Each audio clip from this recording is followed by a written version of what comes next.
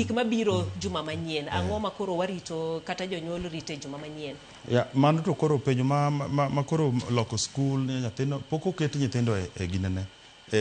poko migi pathways koro gini gimanyo result ko neno to oneno ka nyathine samoro nigi more points e STEM to nyathine no jero social koro assume ni samoro osekete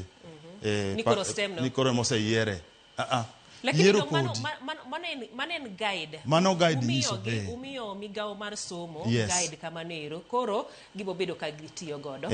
to nyathi kanyo oseyiero ni interest ni nyathino seng'e ma kama interest na nitie kama nyalo to sekaw koro katido ka policy ni ng'eny opoko ketogie pathways gi schools koro ka Ministry of Education bro timo kochakore next week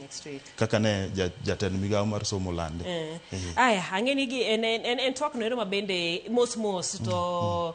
jonyuol bong'eyo giniendi kaka odhi mana wach ni mogik ni nyisa ni sawa orumo aparo ni gima duong' ma jonyuol onego tim mondo kik yud stress kik gimed points kik gichak medo 7 6 4 kik gichak timo mano ok gibi yudo kech points go ok bi konyo gimoket kacha en ni omigi cluster manyiso kuma pathway ma nyathi nyalo timo mano e gimo migi piny kacha man gi kata ka en 21 point something 60 point something to range no move from 0 nyaka 74 kimedo points ga to chopo 70 to yudo ka ok bi donjo koro kwandi ok bi donjo koro gima duong' gitim ni giwere gimedo points go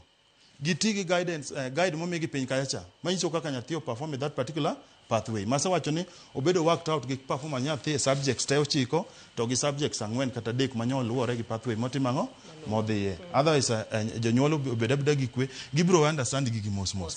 kanyo pok obedo kowuotho gi japuonj kachiel koro ka poni en gi nyathi moro piny koni to chak wuotho kodgi together ma ka duoko wuoko to ok buoge ni to gigi wuok kanye ong'e kumodhi erokamano ahinya migosi Samuel Oko mano apisa no ero man nonro duol no ero mano mar NECA mana kaka owacho kamano